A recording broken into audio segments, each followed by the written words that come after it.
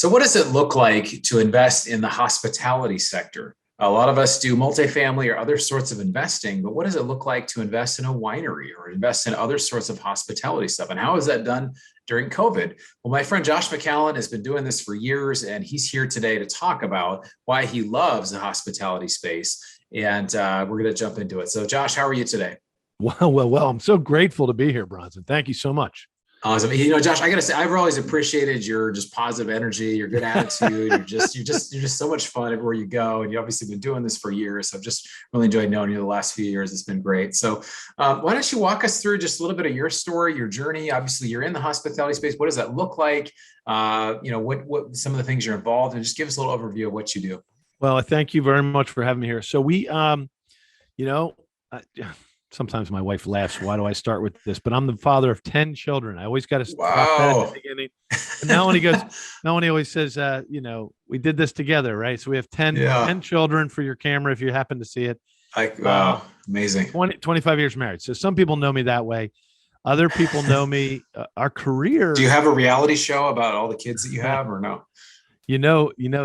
That there was a pilot done. There was actually a pilot done on us 4 years ago, but that's awesome. It didn't go anywhere. As a matter of fact, Discovery Channel said, and this is actually true, it wasn't a weird enough family. So that's because like it wasn't like the Duggars where they keep adding another kid like every year. It was like they get to like 12 to 19, so you guys probably stopped having kids. So they said, okay, it's not as interesting anymore. At the time, we were 9. We were joking someday we'll have 10, and we got the 10 in between. Anyway, that's amazing.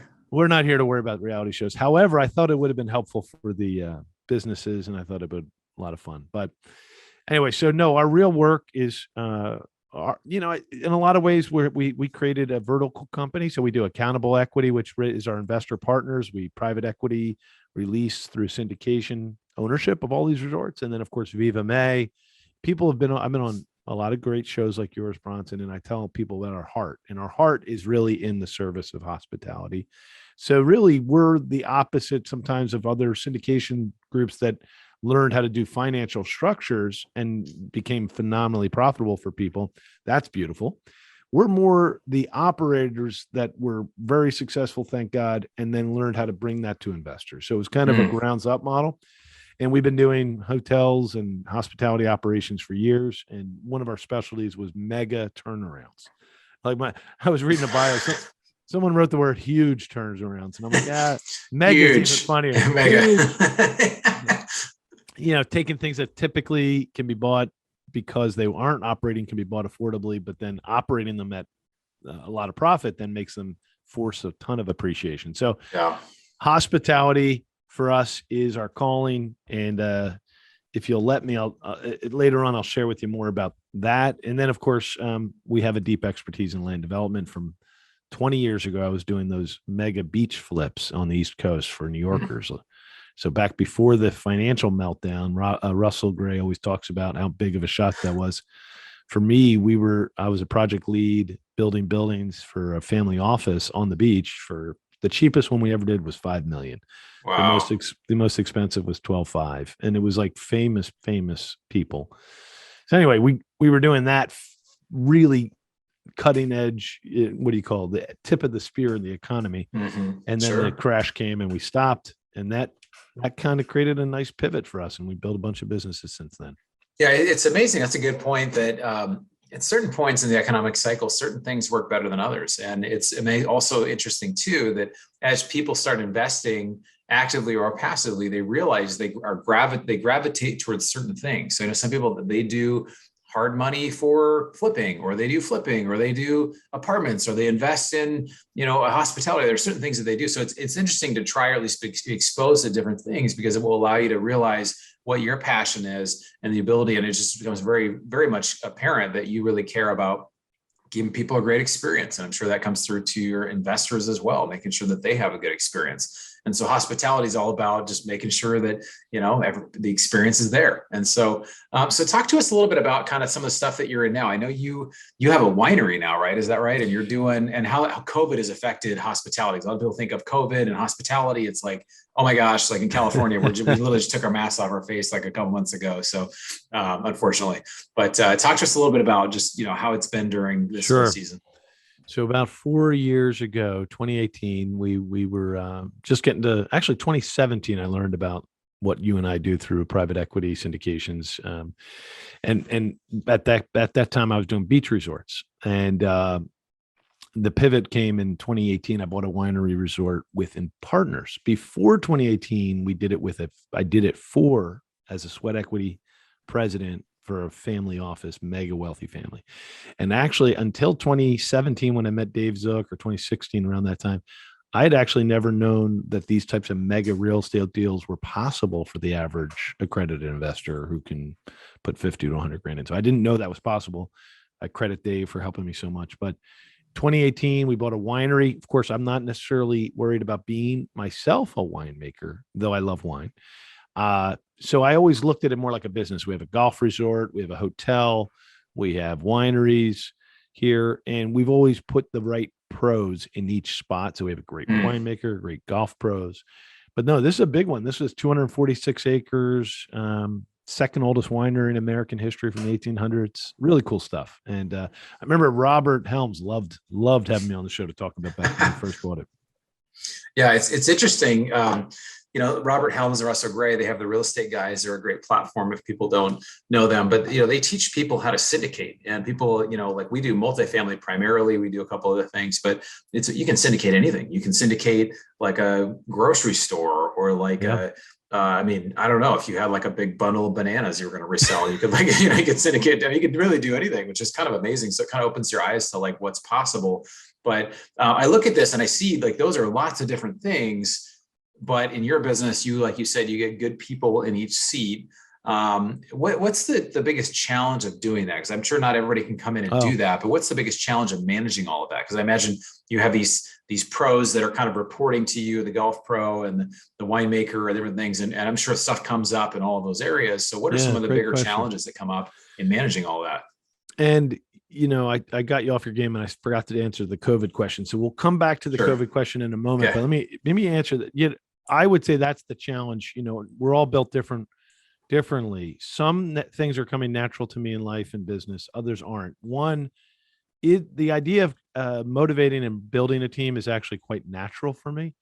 The challenge for me is the rapid scalability, and that's what I work on. We work on the things we need to get better at. So for me right now, we have 300 staff members. We have multiple resorts. We're buying more this year. We've bought down in Annapolis on the water. We now have a marina and a big, beautiful 200-acre estate farm and wedding venue and hotel. So they're complicated things. I guess the good news for me was, because some of these things were more complicated than I already knew how to do, it made it easier for me to stay focused on the management of great people. But I will say I have a lot of room to grow in the management of great people. And I do join kind of associations, kind of like EOS, Entrepreneur Operating System. I'm part of one like that. It's called EES, the Elite Execution System. And those are pretty rigorous, where they help you force yourself to get better at all the management components related to team building. I've come to realize there's so many different, we all have different personality and types. So the idea of setting the vision and getting the team comes natural. Then, of course, the micromanagement is not optimal. So there's this in between micromanagement and leadership and senior management. Those things we do work on. But to go deeper for a moment, if you don't mind me, Bronson, the reason we have done what we've done in hospitality is because we stumbled into it about 10 years ago. Remember that family office story I was telling you? After the recession of 2008, they were stuck with some hotels. Actually, they were stuck with one. They got rid of a few, liquidated, fire sale. And the one they didn't sell they were so underwater, they didn't want to sell and lose millions of dollars because the recession, right? The recession, they bought it at the peak of the pricing, and they were not interested in having it anymore during the recession. Well, we came up with a business plan. We said, what if we could restore this property and make it a boutique hotel instead of a tear down? Because he wanted to tear it down at one point. And the recession made that economically unviable. And so I said, well, let's spend some money, $8 million. We'll restore it, but it'll be incredibly attractive. And the market hasn't had a new hotel in a long time. Well, fast forward, the building was finished. We handed it over to third-party management. We thought that was the best we could do, hire a Marriott trained group. They crashed, burned. It's mostly because of the stress of the seasonal nature, and the price points were high. And that next year, we set on a course to become operators. And we stumbled into the meaning of hospitality. Why? Because we got our teeth kicked in so much. It was so hard to operationalize a resort that charges $500 a night and is sold out for 100 straight days and then empty for 265 more days. Because because it's the coast near New York, where everybody's wealthy and they want to be on the beach in the summer and they don't ever want to go to the beach in the winter, right? So what a challenge that was. Well, it taught us a lot. And the first thing it taught us was we were never going to be able to outsmart Marriott and be the best servers of every type of service. But what we could do is go back to the first principles of hospitality. And so we kind of spent a year or two just managing ourselves, me, and learning that if you can create a compelling mission and ministry actually for the regular everyday worker, that you can actually add value for their life and they'll transmute that to the guests. So we ended up kind of reinventing ourselves, and we started thinking about what is hospitality? What's the ancient word? The ancient word was hospes. And what does that mean? Well, it translates into hospitals, hospitality and hospice. And I'm like, wait a second, those are spiritual, man. Hospice is when you're dying. So we took that revelation and we said, well, what if we treat hospitality as a ministry? And we said, well, what's a ministry?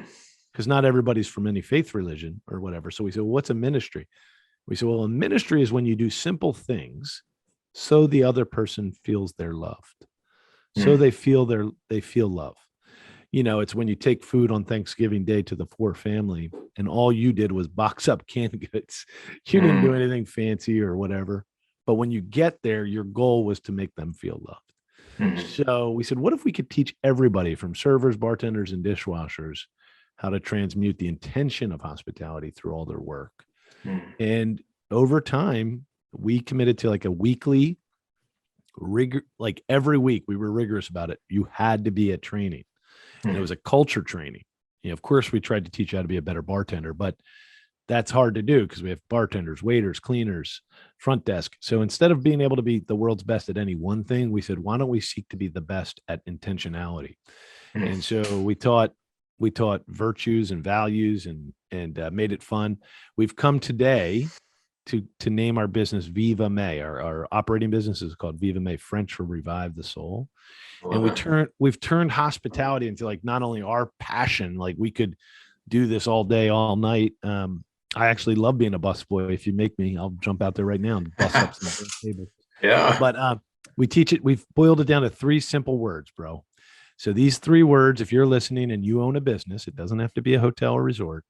If you take these 3, we call them VIV MEE virtues, and share them with your teammates and say, do you guys want to commit to these together with me? You will transform your business like crazy. So ours are simply joy, humility, and ministry are the 3 core virtues that we work on every week. So joy of service. We only hire people that enjoy the work we ask them to do. So that's actually trick number 1. And it's not a trick. It's just a good old fashioned common sense. Don't hire someone to do any task if the task you're asking them to do makes them hate themselves. So there are people out there that love every type of task in this world. You might not love every task. I may not like every task, but every task has a temperament and a person who can find passion in it. Let's hire them for that. 2, humility is like, we're not going to do it unless we seek humility. We're not perfect people. We're not always humble, but we think humility makes you stronger, and it is the strength of character.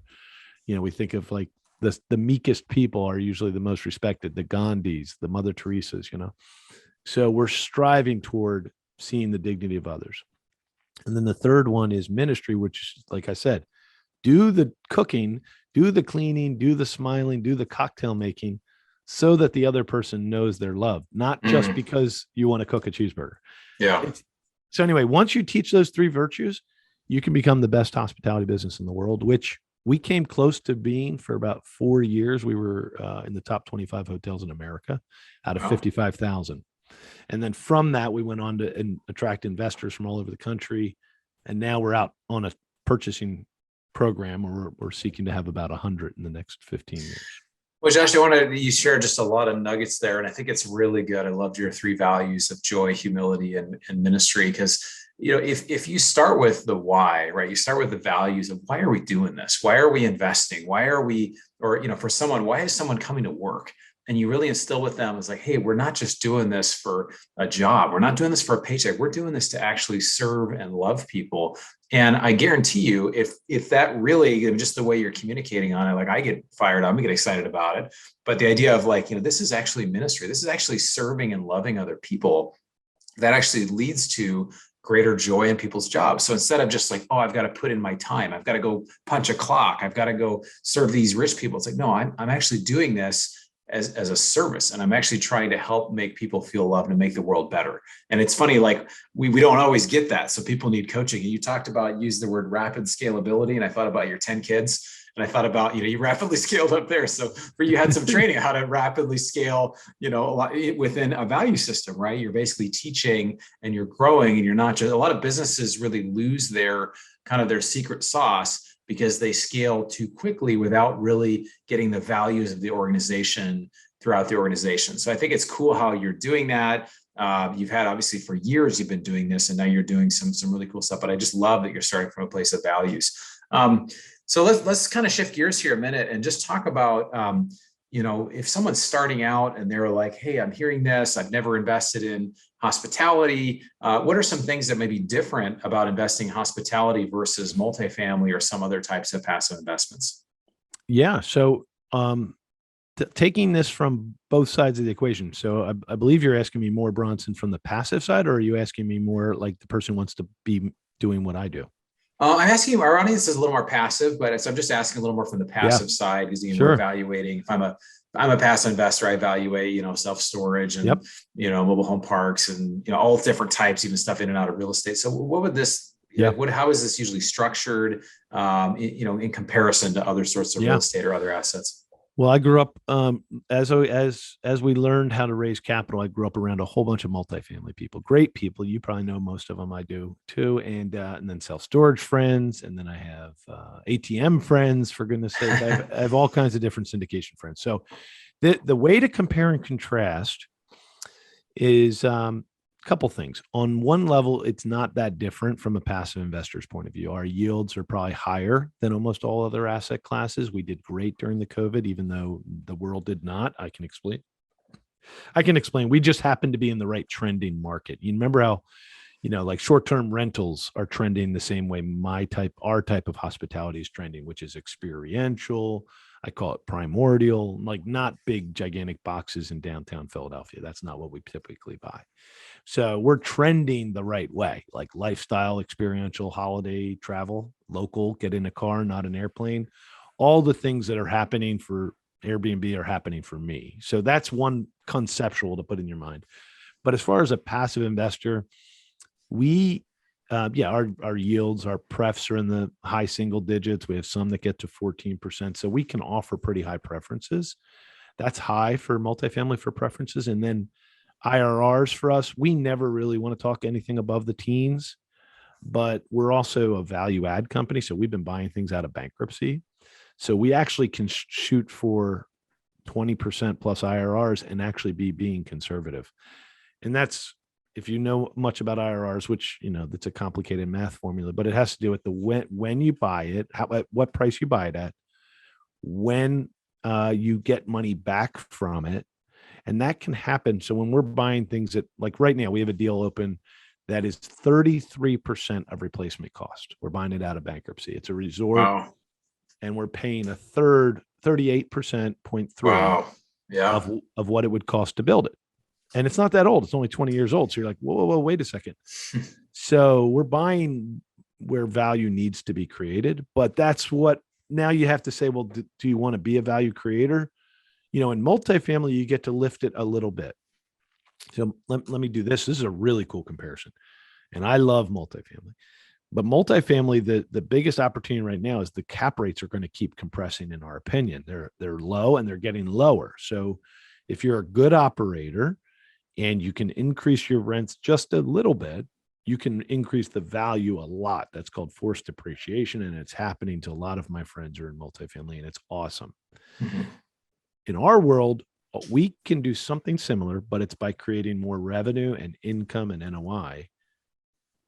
We don't just have one lever of rate of room. We can do rate of room, rate of wedding, rate of bar tab. We can do everything we can play with. We can play with all those revenue streams and we can maximize them. And we,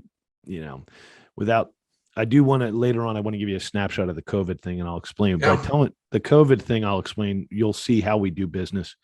But the last thing to compare and contrast. So we typically are a buy and hold group too, which at first people thought, well, don't you have to sell everything after 5 years to give investors their yield? And then I started trying to explain people the refinance model. And then I found the bigger pockets people all talk about the Burr model. I'm like, oh, well, just think of us as Burr resorts. Like we're not selling them because they're radically going up in value every few years and we never stop really growing. So why would I sell them? Like we have all our money back after a few years. Yeah. You have high IRRs and we're making tons of money for you. Why would you want me to flip it? Then you'll have a tax problem. Right now you have no tax problem. So we're typically buy and hold because of how much cash we throw off. But so that's our model. You can think of us in terms of a multifamily with more revenue streams. That's what I used to describe us as. Mm-hmm. We have bedrooms, but we also have bar. We also have hotel, weddings and all that. But that's one way. And then as far as like the perpetual hold thing is also a big difference for us. Yeah. That's cool. Well, if you have all your money back, I mean, you're kind of playing with house money, you should be fine. It's still cash flowing. And now do you get any perks if you're an owner there? Do you get to go use the property at all? We do. Okay. One guarantee perk for every investor has always been, and we have hundreds and hundreds of wonderful investors, thank God.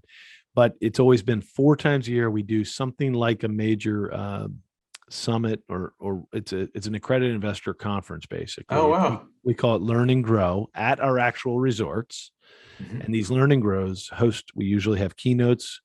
Thankfully, a lot of famous people have joined our syndications, even the people that owned bigger pockets and, lots of famous people. So I'll usually have them be the keynote.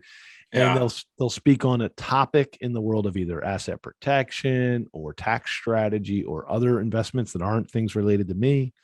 And then, of course, I get to host you at one of your resorts. So it's kind of that's awesome. It's like a virtuous circle, Bronson. You get to see the cook, see the delicious food, and get to it's really a special thing you get to do because then people get to come in and see it, and then you're adding value, and it's kind of a way that if you do it off season and stuff where you're not it doesn't necessarily take away from the income, and you need to kind of offer it to people. So let's talk for a minute, and we got a few more minutes here. Let's talk a little bit about COVID, because I know in COVID certain areas were hit pretty heavily, and maybe you can talk a little bit about the areas that you guys are working in and how that's been affected in the last 2 years.